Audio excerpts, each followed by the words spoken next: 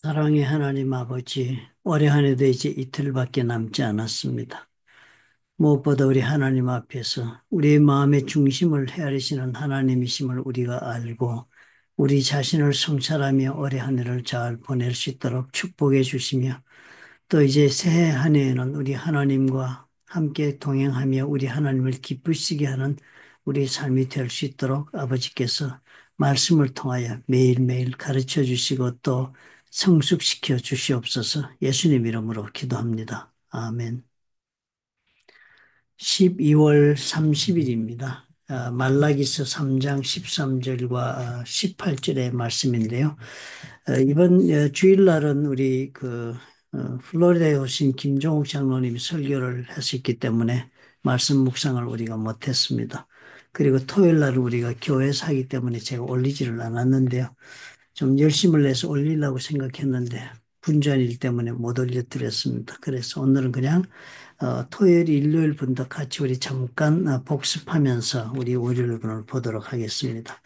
말라기서의 그 전체적인 그 톤이 있습니다. 그 톤이 무엇이 하면은 이스라엘 백성들, 특별히 이스라엘 백성들은 가나안 땅에서 바벨론을 다녀온 사람들입니다.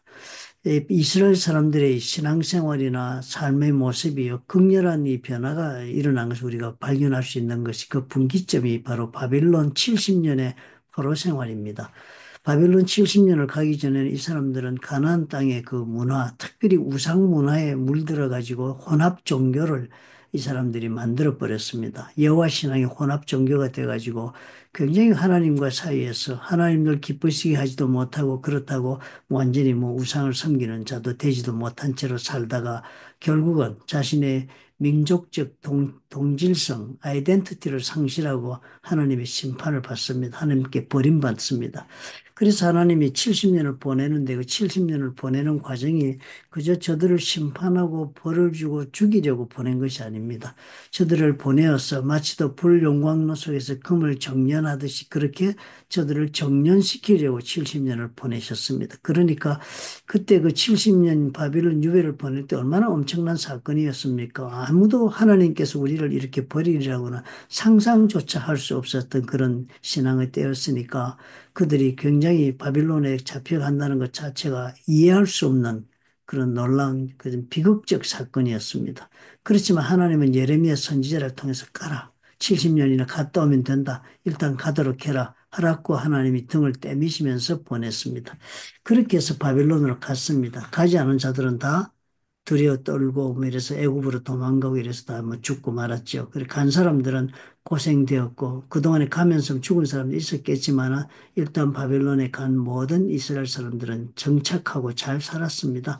그래서 70년 하나님 그 약속의 때가 되니까 고레스 나라를 바꿉니다. 하나님께서. 그 나라의 정복 정책이 다르니까요. 그 바빌론이 정복해왔을 때는 모든 유능한 인재를 잡아다가 자기 국가에 그냥 재산을 썼습니다. 마치 미국이 지금 세계의 브랜드를 다 빨아들여서 쓰잖아요. 그래서 미국이 지금 유지되는 것처럼 바빌론은 그랬습니다. 그러니까 그 바빌론이 그런 정책을 쓰던 나라니까 절대로 거기서 70일 끝나도 돌아올 수는 없잖아요. 그러니까 하나님 쓰시는 방법이 기발하신 것입니다.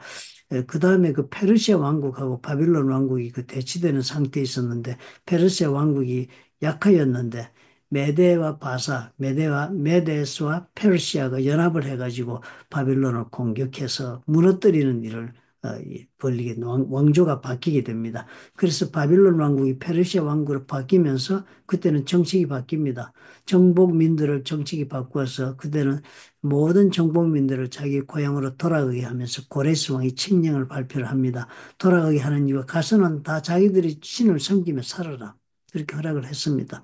그리고서는 자기들이 신을 섬기고 살면서 특별히 왕과 왕자들을 위해 기도해 달라. 그렇게 하면서 귀향하기로 허락하면서 특별히 유대민들에게는 가서 성전을 재건하는 그 모든 경제적인 지원까지 해주면서 그동안 그 성전에서 바빌론 때 탈취했던 모든 성전 기후까지 주어서 보내왔습니다.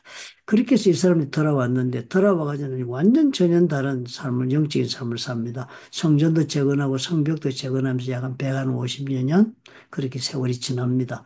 그동안에 그렇게 고생해서 그렇게 했지만 이 사람들이 완전히 달라진 것은 더 이상 자신들의 여호와 신앙을 혼합시키지 않습니다. 우상과 함께 섞어서 혼합 종교를 만들지 않습니다. 그래서 혼합 종교를 만들지 않고 순수하게 여호와만을 섬기는 그런 신앙인들이 된 모습을 우리가 발견합니다. 두 번 다시 바빌론 70년 이후에는 바알과 아세라 문제가 언급되지도 않습니다. 이 사람들은 완전히 예, 정말 완전히 하나님만을 섬기는 백성이 되어서 돌아온 것입니다. 그렇게 해서 살고 있다가 이제 세월이 많이 지났는데 그런 사람들인데도 불구하고 신앙이 뭐예요? 오랫동안 그런 신앙생활을 해오니까 돌아올 때는 하나님의 능력을 막 체험하면서 돌아오지 않았습니까? 왕조가 바뀌고 상상하지 못했던 그런 일이 벌어지고 그 왕국에서 페르시아 왕국에서 성전 제공하는 모든 재료도 재정적으로 보장해주고 뭐 다 그런 일이 벌어졌으니까 하나님의 능력을 경험했습니다. 그래서 민족 정화 운동도 벌리고 에스라 선지자 그래서 뭐 혼혈 뭐죠? 국제 결혼한 사람들 다 그냥 이혼시키고 자식들도 돌려보내고 뭐 이렇게 뭐 엄청난 그런 민족적 여호와 신앙을 중심으로 한 이 민족적 단일 이념체로 만들려고 엄청난 노력을 기울였습니다. 그런 혁명적 시기를 지났습니다. 그런데 세월이 지나니까 어떻게 해요? 그런 혁명적 시기를 지나서 신앙은 유지하고 있는데 삶은 어떻게 해요? 루틴한 삶에 젖어가면서 신앙의 열기도 식고 그리고 신앙이 그 하나님을 향한 뜨거운 마음도 세속화되고 생활이 적고 이래서 하나님 중심으로 살던 사람들의 마음이 자기들 중심의 삶으로 변하게 된 것입니다.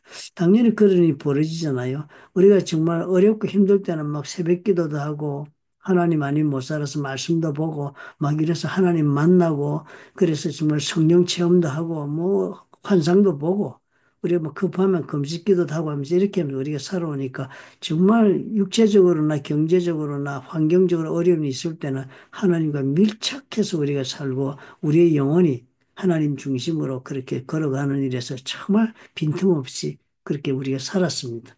그런데 잘 살게 되니까 어떻게 문제들이 해결되고 잘 살게 되니까 그런 고통의 때 긴장하고 살아서 그랬는지 몰라도 인간이란 다 그런 것 같습니다. 등, 경제적인 위협도 없고 돈도 모이고 건강도 있고 자식도 잘 되고 뭐 여러 두 형편이 살만한 여건이 되니까 어떻게 해요? 하나님이 그렇게 매달리지 않습니다. 이 모든 것이 하나님에게서부터 와서 나에게 주어졌지만 그럼에도 불구하고 이제는 내 손에 쥐고 보니까 내가 디스포즈 할 수 있잖아요. 하나님 나에게 맡겨서 내 마음대로 쓰게 하시잖아요. 그게 우리 하나님이 우리를 사랑하시니까 그렇게 축복을 주시니까 내 것처럼 내가 쓰게 해주시는 것입니다. 그런데 그것이 내 것이 아닌 것을 우리 잃어버립니다. 그러다 보니까 하나님에게 어떻게 해요? 종교 생활은 다 합니다. 하나님과의 관계를 유지하기 위해 예배도 드리고 헌금도 하고 희생 제사를 드리라니까 소나 양도 끌고 와서 제사도 드리고 다 합니다. 모습은 다 했는데 마음은 뭐예요? 해야 돼 사는 거예요. 단순한 종교의 그 하나님과의 관계 속에서 하고 있는 것이 의무감만 남은 것입니다. 교회도 갑니다. 하지만 교회 갔는데 하나님 그렇게 마음을 표현하는 교회 왔으면 정말 마음을 열고 하나님 앞에 선한 아벨의 제사를 드리듯이 예배를 신령과 진정으로 드려야 되잖아요. 그런데 그렇지 않는 것은 교회 와야 되니까 온 것입니다. 예배 드려야 되면 예배 드려야 되고 이래서 막 교회 성도들 모였으니까 모이고 막 교회 생활 하는 겁니다. 루틴하게 해야 되니까 의무감으로. 그런 사람들을 하나님 말라기서 막 질책하시는 것입니다. 교회 문 앞에서 마당 뜰을 밟고 있는 자들이다, 너들이. 그러니까 교회를 들어오고 싶어 하는 사람, 너들이 문 앞에 그러고 웅성거리고 있으니까 교회를 들어오지도 못하는 죄를 짓고 있다고 막 야단을 치십니다. 신앙생활을 어떻게 해요? 의무감으로만 하고 있으니까. 그러니까 당연히 헌물도 드립니다. 희생제물 드립니다. 소도 양도 가져와서 하나님께 드리는데 하나님은 어떻게 온전한 제물, 우리의 죄를 사하기 위해서는 흠없는 제물을 드리기를 원했었는데 온전한 제물을 드리기보다는 어떻게 해요? 손쉽게 구하는 것, 그죠? 경제적인 부담도 좀 적고, 뭐 그런 걸 살면 좀 싸고 좋지 않습니까? 뭐, 그래 보니까 뭐 이만하면 됐지, 뭐 이런 마음이 드는 겁니다. 그죠? 의무감으로 하게 되면 뭐든 그렇죠. 뭐. 의무감을 하게 되면 하기는 합니다.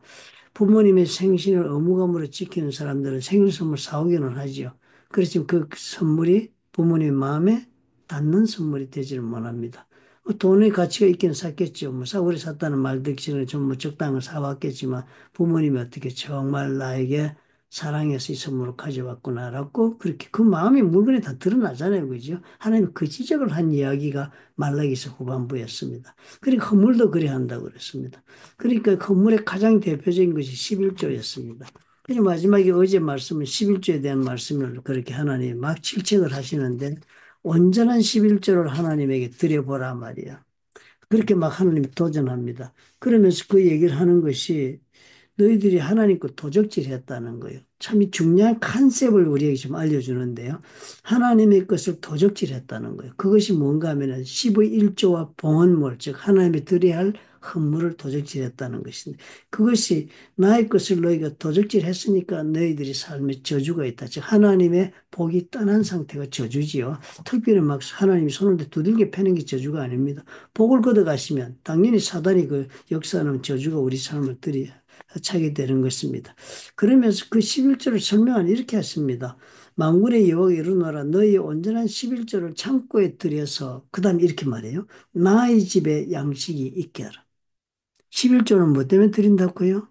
하나님의 성전에 양식이 있게 하라. 하나님의 성전에 양식이 왜 필요해요? 성전을 이루기 위해 성전이란 것이 그것을 통해서 이 사람들이 제사 드리고 제사함을 받는 곳이니까 모든 신앙의 중심이 성전이니까 성전 없이는 이 구약 시대는 예배가 안 되었습니다. 이 사람들이 하나님 앞에 죄를 사함 받을 수가 없었습니다. 그러니까 그 성전을 이루기 위해서 성전을 이루고 있는 모든 사람들의 양식이 되는 것이 11조라 그러니까 사실은 이 사람들 신앙 체계를 유지하기 위하여 10의 1조를 내라고 명령하시고 그것은 내가 너에게 준 것에 나의 물건을 너희들이 가져오는 것이지 너희들 걸 내가 뺏는 것이 아니다라고 하나님이 설명합니다. 그렇게 해서 해라. 그러면 내가 너희들이 싸울 곳이 없도록 붙지 않겠느냐. 그것을 한번 믿음 가운데 실천해 보라. 그렇게까지 말씀을 하신 것입니다. 그러니까 11절의 헌물도 보니까 어떻게 해요? 하나님의 집에 양식이 있게 하기 위해서 내라는 것입니다. 요즘 11조 논란이 많은 것 같아요. 막 유튜브에 보면 안 내도 된다는 어, 조회수가 많죠. 안 내도 된다가 얼마나 좋습니까? 10일째 안 내도 된다니까 마음의 부담 확 떨어지고요. 그러니까 또 어떤 분은 내라는 얘기를 들으니까 정말 그건 또 내야 되겠다 이래갖고 뭐 낸다 안 낸다 논쟁이 많은데 벌써 뭐 낸다 안 된다 이런 논쟁이 됐으면 안 내는 게 좋겠죠. 그죠? 그런 마음으로 하나님께 헌물을 내서는 안 되겠습니다. 마치도 자식들이 어머님 생신을 맞아서 뭐 칠순잔치를 하는데 칠순잔치를 어떻게 할까 서로 의논하면서 나는 많이 내겠다, 적게 내겠다, 못 내겠다 이러면 자식들이 막 싸우면서 그 잔치를 준비하는 것처럼 하나님 앞에 15일 1조를 그렇게 영적 갈등 속에서 낸다면은 아무런 가치가 없는 것입니다. 보니까 뭐예요? 온전한 11조를 드리는데 그것은 하나님의 집에 양식이 있게 하신 것이다. 하나님의 성전이 있어야 저들이 신앙이 있고 하나님의 죄 용서함을 받으니까 그것이 꼭 필요합니다. 그걸 유지할 그 양식이 있도록 11조를 내야 됩니다. 신앙생활을 위해서. 현재 저는 우리 신약 시대도 그렇다고 우리가 봐야 되지 않겠습니까? 우리 신약 시대는 어떤 시대입니까? 교회 시대입니다. 예수께서 십자가에 돌아가시기 전에 뭐라고 하나님 예수께서 선포하셨습니까? 내가 나의 교회를 세우리라. 베드로가 예수님 앞에서 신앙 고백을 했거든요. 야, 예수님은 살아계신 하나님의 아들이요. 그리스도여 살아계신 하나님의 아들이라는 고백하니까 그 믿음의 고백을 듣고서는 내가 나의 교회를 이 고백 위에 세운다고 하는 예수께서 말씀하시고 지금 우리가 교회를 통하여 우리가 사는 시대를 살고 있습니다. 교회를 통하여 어떻게 해요? 복음이 전파되고 교회를 통하여 하나님의 나라가 세워지고요. 그리고 예수께서는 교회를 통하여 역사하시겠다고 약속하신 대로 신약교회를 세워주시고 교회를 통하여 지금도 성도들을 구원하시며 그 성도들을 통하여 예수 그리스도가 살아계신 성령의 체험을 하게 하시며 또 그런 자들이 또 구원받아 제자가 되어가지고는 예수 그리스도의 복음을 전하고 예수님의 당부하신 대로 세상 속에서 주를 위하여 삶을 드리는 그런 삶이 일어나는 그 근원지가 바로 교회가 되고 있기 때문입니다. 그러므로 말을 우리가 바꿔 생각할 수 있습니다. 정말 우리도 구약시대 사람처럼 예수 그리스도의 그 성령의 역사가 구원하여 영혼을 구원하여 그리고 그들로 하여금 제자 삼도록 하는 그 예수 그리스도의 이 세상을 향한 뜻을 이루는 것을 원한다면 그런 일은 하나님의 나라인 교회를 통하여 교회가 하나님의 나라가 되어 세워지는 그 교회를 통하여 그 복음의 역사가 오직 가능할 따름인 것입니다. 그 교회가 있어야 어떻게 해요? 그런 영혼을 구원하는 예수를 영접하는 사건도 벌어질 수 있고 또 그리고 성경에 대한 말씀도 배워서 주님 앞에 어떻게 우리가 살아야 되는지도 알 수 있고 우리 신앙의 영적 여행을 계속하고 목적지까지 성숙한 자의 자리까지 갈 수 있도록 하는 데 교회는 필수 불가결한 그런 은혜의 시대를 우리가 지금 살고 있는 것입니다.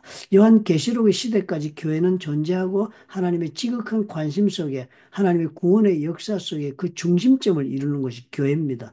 그러니까 어떻게 해요? 어렵게 생각할 것이 없습니다. 나는 그런 하나님의 나라가 교회를 통하여 이루어지는 일에 내가 하나님의 자녀로서 동참하는 사람이 되고 싶다. 그러면 11조 하는 거죠. 갈등 없이 할 수 있습니다. 그러나 그런 생각은 나는 없다. 하나님의 왕국이 하나님께서는 교회를 통해 세우시든 말든 That's not my business. That's not my concern. 나는 그런 데 관심이 없다. 그리고 나는 그저 뭐 말씀 좀 듣고 은혜나 받고 그렇게 살겠다 한다면은 뭐 15일조 그 갈등 가운데 하니 많이 그런 얘기를 귀담아 들을 것도 없고 편안하게 사시는 것도 좋지 않겠습니까? 그러나 하나님의 나라는 과거 2000년 동안 어떤 사람들이 이끌어왔으며 앞으로 예수님 오실 때까지 어떤 분들이 준비되고 하나님 앞에 기억되겠는가 하는 것이 오늘 주신 말씀에 나옵니다. 월요일 날 말씀에 보니까요. 하나님께서 우리가 피참 말한 이렇게 의무감으로 말이 하나님이 살아있냐 뭐하냐 뭐 우리 하나님 우리한테 해준 게 뭐가 있냐 이런 얘기를 하는 그 의무감으로 다니는 성도들이요.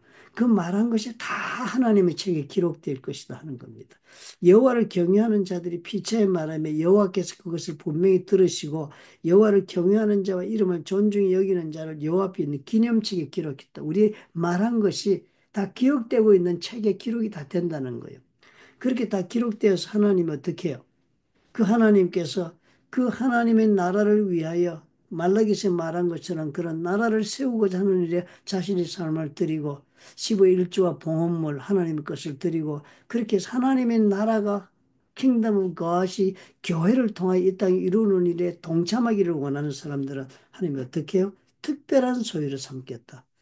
그 섬기는 아들을 아낀 같이 하나님의 아들을 아낀 같이 예수님을 하나님이 아낀 같이 내가 그들을 아끼겠다. 그런 사람들 하나님이 아껴주신다는 것입니다. 그때 너희가 돌아와서 의인과 악인을 분별하 하나님을 섬기는 자와 섬기지 않은 자를 분별하라.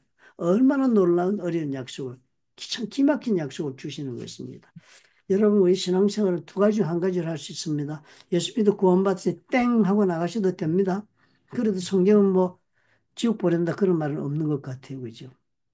그래서 많은 분들이 뭐 예수 믿고도 죄 지으면 회개만 하면 된다니 어쩌니 믿다 뭐 말도 씨알도 안 먹는 그런 막 말도 아닌 얘기를 가지고 씨름을 하는 분들이 많은데 벌써 그런 얘기를 하는 분은 신앙인들이 아닙니다. 구원받은 자라면 그런 말 하지 않습니다. 은혜를 입은 자라면 그런 얘기를 절대 안 하지요.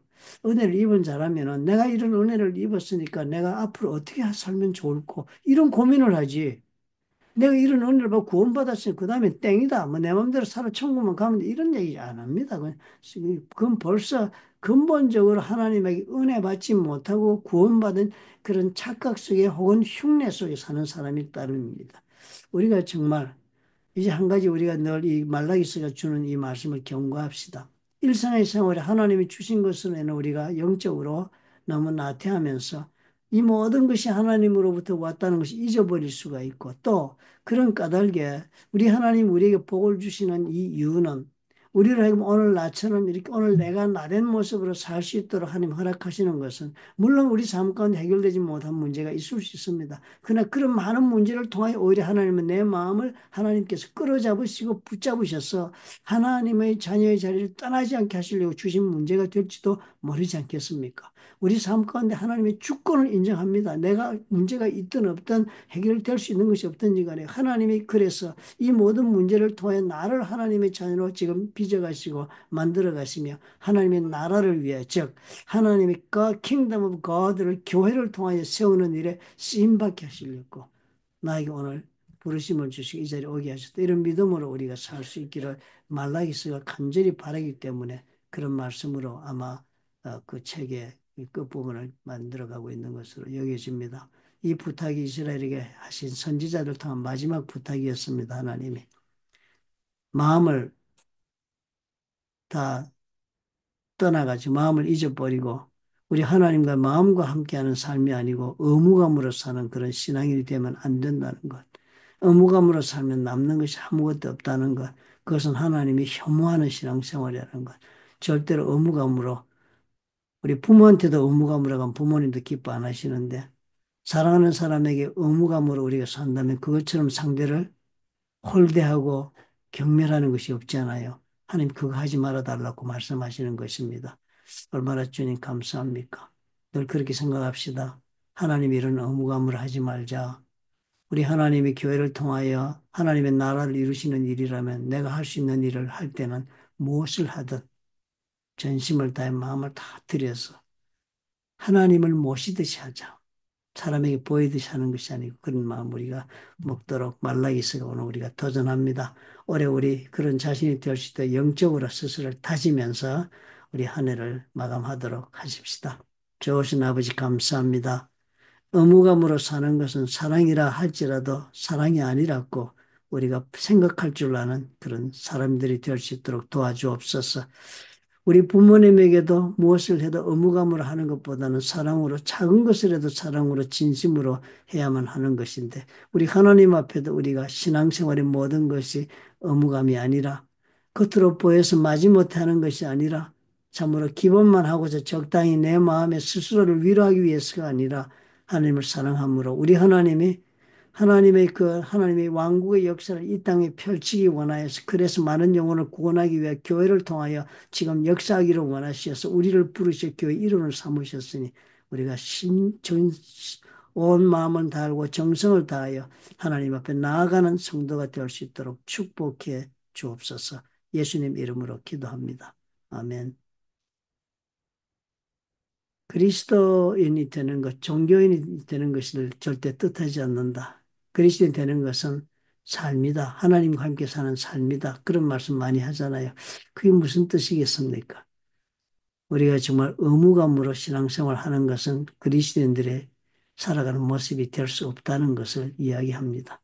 온 마음과 정성을 다해서 사랑하는 자에게 온 마음을 주듯이 우리 하나님에게 온 마음을 주고 하나님의 역사를 위하여 주님 당부하시는 일을 기꺼이 그렇게 받아들이는 것이 우리가 하나님 앞에 할 수 있는 최고의 신앙의 모습이라는 생각이 듭니다.